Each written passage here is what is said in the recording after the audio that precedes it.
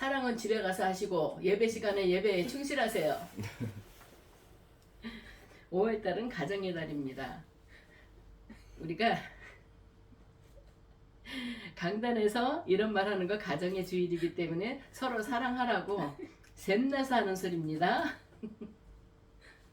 5월은 가정의 달입니다. 이 가정의 달 참 어떨 때는 항상 우리 가정이 평안하고 기쁘고 가정이 이만하면 되지 않았나 이렇게 생각하는데 특별히 가정의 달을 정했을 때는 우리가 더 사랑하고 더 하나 되고 돈독한 가정을 이루라고 이런 날을 만들어 놓지 않았나 이런 생각이 듭니다. 오늘 우리가 함께 나눌 하나님의 말씀은 사도 바울이 로마 감옥에 갇혀 있을 때 골로새 교회의 지도자이자 개인적인 친구인 빌레몬에게 아주 짧고도 개인적인 편지입니다. 이거는 어느 교회에게 바울이 보낸 게 아니라 빌레몬에게 그 한 사람에게 보냈던 것입니다. 골로새 교회의 지도자이고 개인적인 친구 그 빌레몬에게 개인적인 편지를 보낸 내용입니다. 빌레몬서는 신약 성경 중에서도 매우 독특한 위치를 차지하고 있습니다. 거창한 신학적 교리나 교회의 조직적 지침보다도 한 개인과 개인 사이에 깨어진 관계가 복음 안에서 어떻게 회복되어야 하는지를 생생하게 보여주고 있는 그런 내용이기도 합니다. 오늘 설교 제목은 복음의 열매라고 지어봤습니다. 우리 교회는 열매 맺는 교회죠. 네. 기도의 열매, 성령의 열매, 감사의 열매 그런 열매들을 주렁주렁 맺혀서 하나님 앞에 영광 돌리자 해서 열매 맺는 교회라고 했습니다. 여기서는 열매긴 열매인데 여기 열매는 복음의 열매입니다. 우리는 흔히 복음의 열매라고 하면은 전도를 많이 해가지고 교회 숫자를 많이 늘리는 거 그것만을 생각하잖아요. 그리고 또 복음의 열매는 내가 정말 예수를 잘 믿어서 내 집이 잘 되고 모든 것들이 풍요로운 거 그것만을 생각할 때가 많이 있습니다. 그러나 오늘 본문이 말하는 진정한 복음의 열매는 사람이 변화되는 것입니다. 세상 사람이 어떤 사람이 하나님의 사람으로 아무 유익함이 없던 사람이 유익한 사람으로 복음을 통해서 변화되는 것 이거를 복음의 열매라는 것입니다. 그 변화가 된 사람이 이 사람이 변화가 되면 세상적으로 나가던 사람이 변화가 되고 쓸모없던 사람이 변화가 되면은 우리 관계가 회복되는 것입니다. 바울과 오네시모 그리고 빌레몬이라는 새 인물을 통해서 우리 삶 속에 맺혀야 할 복음의 열매가 무엇인지를 오늘 같이 묵상해 보기로 하겠습니다. 바울은 빌레몬에게 부탁을 하기 전 자신의 사도적 권위를 내세울 수 있는 사람입니다. 모든 면에서 바울은 빌레몬의 영적 스승이에요. 또 당시 사회의 또 사회적 지위로 봐도 연륜이나 그런 지위를 봐도 빌레몬한테 너 이렇게 해 하고 명령 내릴 수 있는 사람이에요. 그렇지만 바울은 빌레몬한테 그렇지 않았어요. 빌레몬에게 부탁하기 전 자신의 모든 권위를 내려놓고 내세우지 않고 내가 그리스도 안에서 아주 담대하게 내게 마땅한 일로 명할 수도 있으나 내가 너한테 명령 내릴 수도 있어. 그렇지만 난 그렇지 않겠다. 그러면서 부탁을 하는 거죠. 이 권위 대신에 내 안에 있는 권위 대신에 우리가 세상 말로 말하면 그냥 해 이러면 끝나는 말들 있잖아요. 그렇지만 사도 바울은 빌레몬에게 그렇게 하지 않고 사랑으로서 그에게 부탁을 했다는 그런 내용을 보여주고 있습니다. 사랑으로서 간구하노라. 내가 너한테 명령하지 않고 사랑으로서 간구한다. 이것은 복음의 첫 번째 특징입니다. 복음은 사랑입니다. 사랑 없이 복음을 전하면 그 복음은 그냥 흘러가는 말에 불과할 수도 있어요. 그렇지만 바울은 사랑으로서 자기보다 아랫사람이고 내가 명령 내려도 예 이러고 무조건 들어야 될 사람인데 난 그렇게 하지 않는다. 나는 충분한 그런 위치가 되지만 그렇지 않고 사랑으로서 너에게 권한다. 그러면 어떻게 들으면 반대로 들으면 내가 너를 사랑으로서 이렇게 내가 부탁하니까 너도 사랑으로서 이 일을 했으면 좋겠다. 이 말일 수도 있다는 것입니다. 우리 그리스도인들이 세상에서 맺어야 할 그런 태도가 열매, 바로 이것입니다. 누군가를 변화시키고 싶을 때 우리는 종족, 정죄나 강요 혹은 나의 권위를 사용하려고 합니다. 누군가를 변화시킬 때 저 사람은 아직 못된 사람이야. 저 사람하고 놀면 안 돼. 상종하면 안 돼. 저 사람에 대해서 악소문이라기보다는 저 사람에 대한 그 안 좋은 것들을 드러내기 이전에 우리는 그를 사랑으로 품어야 된다는 것을 얘기하고 있는 것입니다. 진정한 변화는 사랑의 강구에서 시작되는 것입니다. 정말 곁길로 나가다가도 자식들도 곁길로 나가다가도 부모의 사랑 때문에 돌아오는 자들이 많이 있잖아요. 끝내는 부모의 사랑 때문에 돌아옵니다. 부모는 자식을 끝까지 포기할 수가 없어요. 내 새끼니까 내 살을 찢기더라도 내가 자식을 위해서 내 목숨을 바치더라도 내 자식이 남들은 내 자식에게 돌을 던지더라도 부모는 그러지 못하는 거예요. 누가 내 자식한테 돌을 던지면 내가 품으면서 내가 맞는 게 부모거든요. 그게 부모의 사랑 때문에 가끔가다 청소년들 글 쓴 거를 보면은 들어오고 끝내는 엄마가 눈물 흘리면서 기도하는 모습을 봤다. 거기서 가슴이 너무 아팠다는 거야. 내가 뭐라고? 나는 부모한테 맨날 반대길로만 갔는데 부모가 나를 위해서 눈물 뿌리며 기도하고 정말 엄마 아빠가 생활하는 거 보면 정말 검사하다 못해서 너무 힘들게 사는데도 자기한테는 그렇게 하질 않는다는 거야. 속만 썩이는 자식인데도. 그런 걸 볼 때 우리는 모든 것 중에서 사랑이 제일이라는 것을 알게 됩니다. 그리고 모든 걸 변화시키려면 우리가 뭘 하려고 하는 것이 아니라 사랑, 진정한 사랑, 그것을 베풀 때, 사랑을 베풀 때 모든 것들이 사랑의 강구에서 시작된다는 것을 알게 됩니다. 복음의 열매는 상대를 존중하고 사랑으로 배려하는 그런 마음의 토양에서 생겨난다는 것입니다. 이제 바울은 이 편지의 핵심 인물인 오네시모를 소개하고 있어요. 오네시모가 누구냐? 10절에서 바울은 그를 갇힌 자 중에 낳은 아들이라고 했습니다. 사도 바울이 왜 갇혔겠어요? 복음을 전하다가 감옥에 간 거예요. 그때 오네시모를 만난 거죠.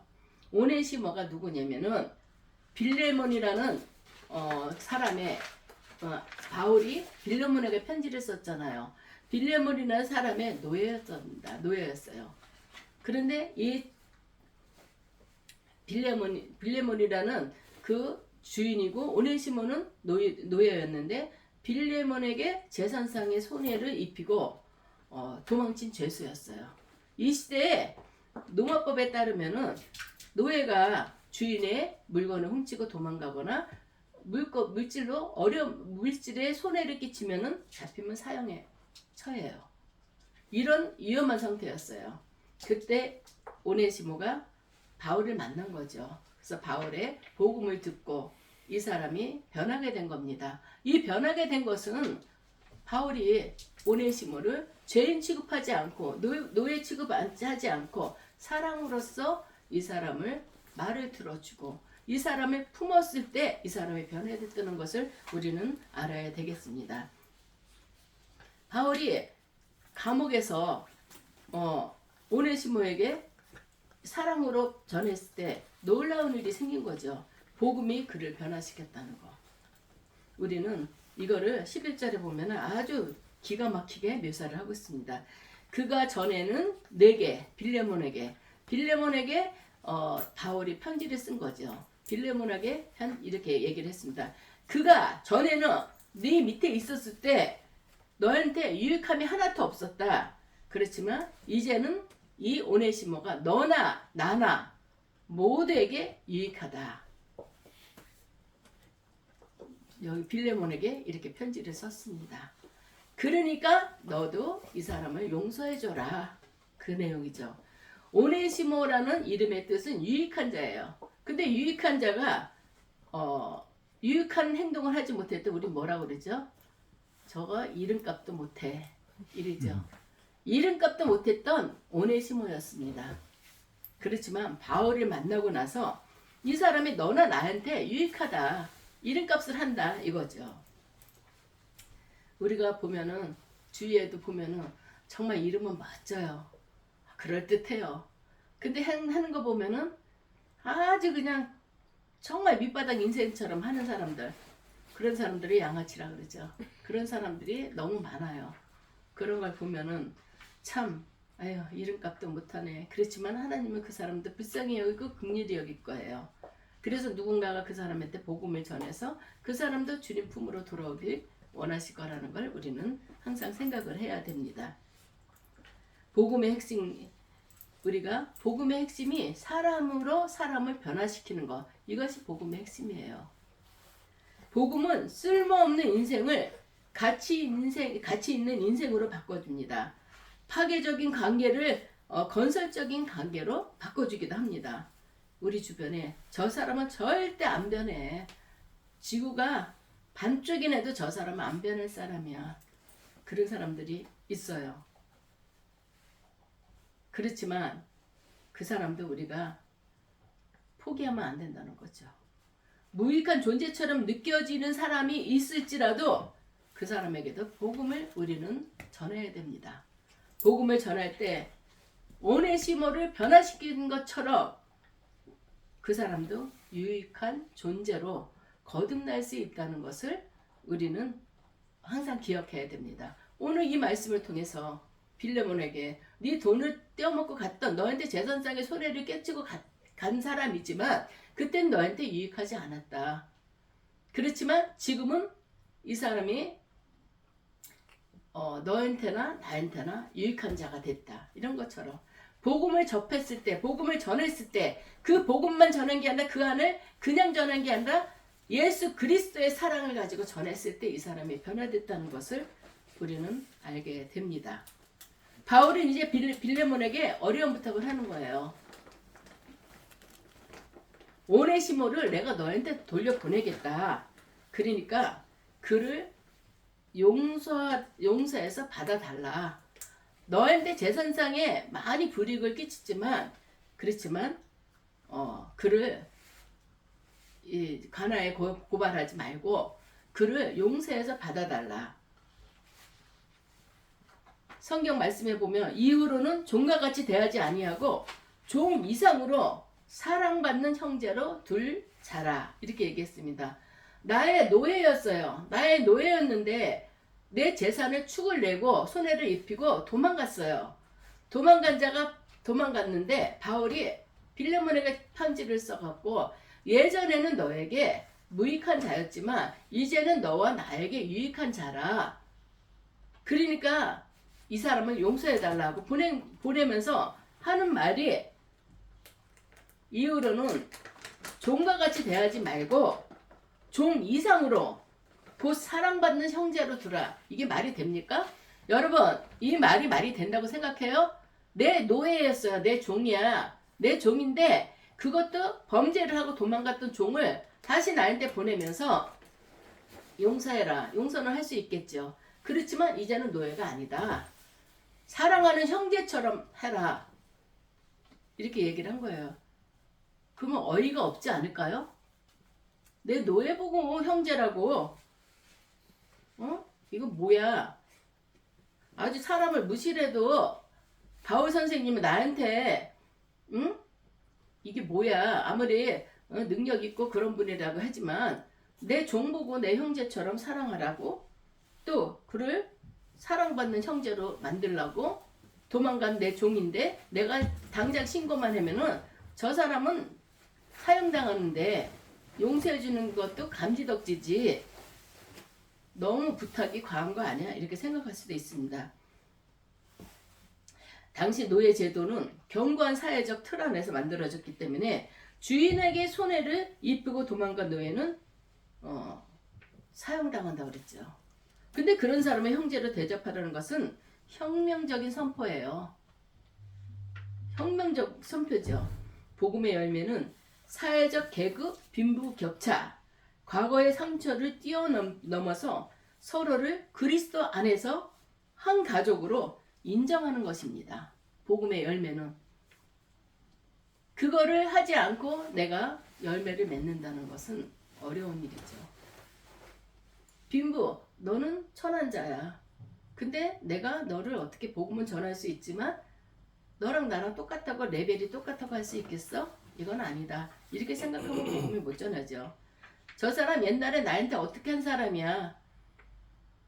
그 사람의 자꾸 옛날 일을 끄집어내면서 그렇다면 복음을 전할 수가 없다는 것을 말씀하고 있습니다. 그리스도 안에서 한 가족으로 인정하는 것이 복음이라는 것입니다. 바울은 오네시모를 자신의 신복이라고 표현했어요. 성경에서 보면은 신복이라는 것은 자신의 심장과 같은 존재라고 그랬어요. 그러면 얼마나 귀한 존재입니까? 바울은 오네시모를 자기의 신복이다. 오네시모는 내 신복이야. 내 심장과도 같아. 내가 오네시모를 내 곁에 두고 도움을 받고 그러고 싶었어. 그렇지만 빌레몬의 승낙 없이는 아무것도 하지 않기로 합니다. 바울을 오네시모를 내가 쓰고 싶지만 오네시모는 원래 너의 종이었어. 그렇기 때문에 내가 너의 허락을 받고 내가 하고 싶다. 이는 빌레몬이 선한 일이 억지가 아닌 자의로 이루어지기를 원했기 때문입니다. 내가 이렇게 해 이래서 한 것보다도 네가 선한 그 마음을 가지고 이 사람을 사랑으로 대하라 이렇게 얘기했던 것입니다. 우리의 신앙생활에서 맺어야 될 열매 또한 자발적인 용납입니다. 누가 사랑해야 돼 용서해 이래서 용서하는 척하는 게 아니라 내 마음속에서 그래 그 사람 형편에서 그럴 수도 있었겠지 용서하고 품어주고 이게 우리가 이런 열매를 우리는 맺어야 됩니다. 누군가를 용서하는 일, 누군가를 형제로 받아들인 일은 결코 쉬운 일은 아닙니다. 그러나 하나님께서 오네시모를 잠시 떠나게 하신 것이 그를 영원히 얻게 하려는 섭리였음을 깨닫고 우리는 미움을 넘어선 하나님의 섭리를 보게 되는 것입니다. 마지막으로 바울이 복음의 가장 깊은 원리인 대속의 모습을 또 보여줍니다. 대속하면 생각나는 일이 뭐가 있죠? 대속. 예수님께서 우리를 대속하여서 십자가를 지셨던 일. 엄청난 큰 일이죠. 우리가 죄로 인해서 하나님 나라에 갈 수 없다는 걸 알기 때문에 예수님께서 이 땅에 오셔서 우리의 죄를 다 지셨던 거. 대속. 그가 만일 오네시모가 만일 내게 불의를 하였거나 빌레몬에게 불의를 하였거나 내게 빚진 것이 있다면 그것을 내 앞으로 계산해라. 내가 갚아주겠다. 오네시모가 너에게 재산상을 손에 입힌 거 네가 다 계산을 해라. 내가 갚아주겠다. 그 정도로 내가 이 오네시모를 사랑하고 있다. 바울은 입으로서만 용서하지 않았어요. 오네시모가 끼친 실질적인 손해까지도 자신이 직접 받겠다고 보증을 하는 거예요. 이는 바로 우리 주 예수 그리스도께서 우리를 위해서 하신 일이라는 거 우리도 알고 있죠. 우리가 하나님과의 지은 모든 죄, 이 죄의 빚, 우리가 끼친 불의의 손해를 예수님의 당신의 십자가 아래서 내 앞으로 계산하라. 우리가 정말 엄청난 죄를 졌지만 예수 그리스도의 이름을 나의 구주로 고백하는 순간에 우리 죄는 사해지는 것입니다. 예수님이 우리를 대속했던 것처럼 오네시모가 너에게 빚진 게 있다면 나한테 다 해라. 내 이름으로 내가 갚아주겠다. 참 이 말씀을 보게 되면 진정한 복음의 열매는 말로만 하는 것이 아닙니다. 그게 사랑이 아니에요. 책임을 지는 사랑입니다. 바울은 오네시모를 위해서 자신의 재정적 또 사회적 책임을 기꺼이 짊어졌어요. 우리가 누군가를 복음으로 세우고자 한다면 그 사람의 허물과 약점까지도 기꺼이 짊어질 각오가 되어 있어야 합니다. 그것이 예수 그리스도를 닮은 삶의 열매입니다. 말씀을 맺겠습니다. 빌레몬서는 사도 바울의 중보와 오네시모의 변화, 그리고 빌레몬의 결단을 요청하는 그런 편지입니다. 1대1의 편지예요. 바울이 옥중 서신이 많아요. 옥에 갇혔으면서도 어느 교회에 이런 데로 많이 편지를 썼지만 이것은 개인 대 개인, 그리고 개인의 문제를 세 사람이 나오죠.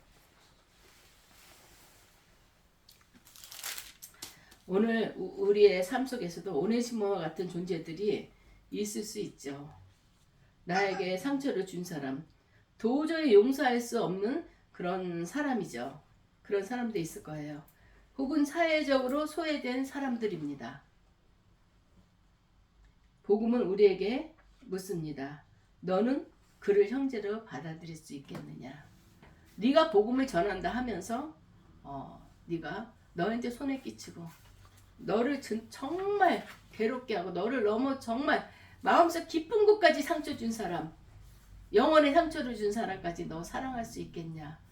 그때 우리가 아멘 할 수 있습니까? 아멘 해야 되는데 우리는 사람이에요. 그리고 부족하기 때문에 때로는 그래 용서했어 이러면서도 순간적으로 여기서 팍 치밀어 오를 때 그게 진정한 사랑이라고 할 수 있겠습니까? 진정한 용서라고 할 수 있겠습니까? 그렇지만 그렇게 하기 위해서 우리는 끝까지 노력해야 되는 거예요. 예수의 이름으로. 그래서 정말 그 사람이 상대방을 바라볼 때 부끄럽지 않게 나 옛날에 저 사람한테 어떻게 했는데 이런 죄를 졌는데 자꾸 드러나면은 그 사람도 괴롭고 서로가 괴로운 겁니다. 용서는 내 영혼까지도 상처를 준 사람을 품어줄 수 있고 다시는 그 생각이 나지 않게끔 하는 게 용서입니다. 우리는 그런 용서를 해야 됩니다. 우리가 이 요청에 아멘으로 응답할 때 우리의 삶에는 비로소 향기로운 복음의 열매가 맺히게 될 것입니다. 깨어진 관계는 회복되어야 되고 무익한 인생이 주님의 나라를 위해 유익한 일꾼으로 세워지는 역사가 우리 모두에게 일어나길 주님의 이름으로 축원합니다. 링컨 시대 때 미국 역사상 가장 존경받는 대통령이라면 에브라함 링컨, 그분을 꼽을 수가 있겠죠. 그를 몹시 괴롭히던 사람이 있었어요. 그는 에드윈 스탠턴이라는 그런 변호사입니다. 그 변호사는 링컨을 얼마나 괴롭혔는지 이 스탠턴은 링컨을 진짜 시골뜨기 고릴라라고까지 표현을 했어요.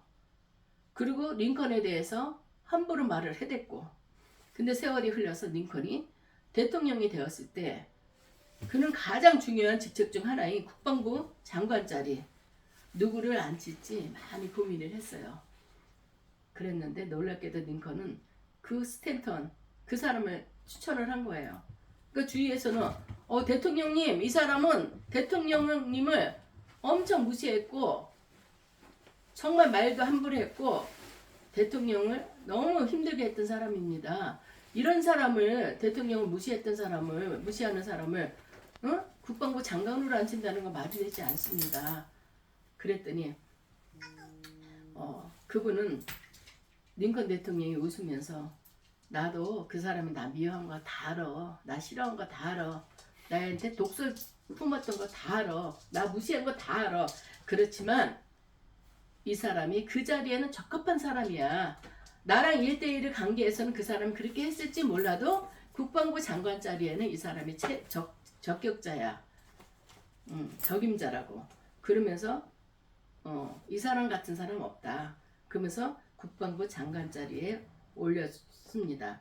그리고 우리가 내 안의 원수를 없애는 방법은 원수라고 생각하는 것이 아니라 내 친구로 만들면 되는 거예요. 내 친구. 그러면 내 친구지 원수는 아니거든요. 결국 장관이 된 스탠턴은 링컨의 진심 어린 그 신뢰와 복음적인 포용력을 감동해서 충성스러운 동역자가 되었던 것입니다. 훗날 링컨이 암살당했을 때 그의 시신 앞에서 가장 서럽게 울면서 여기 인류 역사상 가장 위대한 통치자가 누워있다 이런 말을 하면서 추도사를 남긴 사람이 바로 그 국방부 장관이었던 스탠턴이었습니다.